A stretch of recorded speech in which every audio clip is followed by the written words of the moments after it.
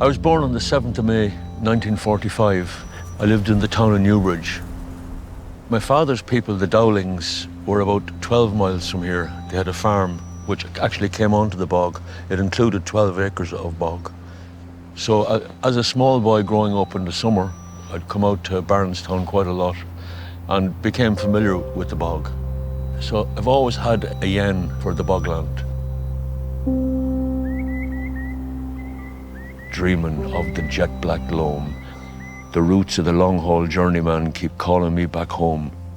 From way out west in Canada, from deep down in Geelong, to the yellow bog near Allenwood, the place where I belong. I'm a bog man, deep down, it's where I come from.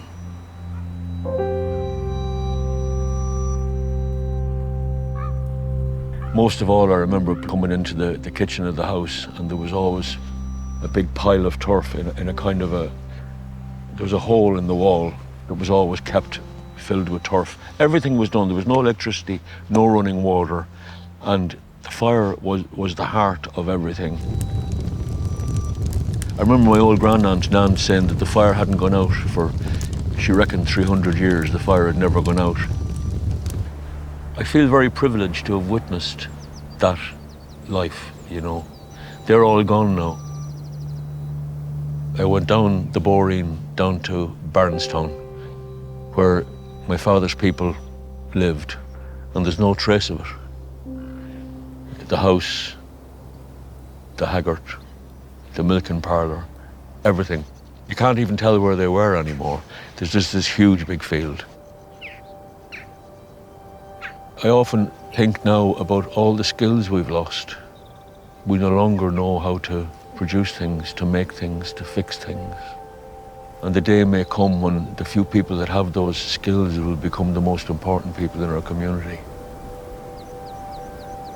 I see myself as a singer, as an entertainer. I suppose I've been attracted to songs that comment on what we're doing every day, what we're all doing every day. I believe it has an inevitable consequence. The only thing that will change anything is people power. It's the young people who are hopefully going to make some change. Politicians, big business, they're not interested.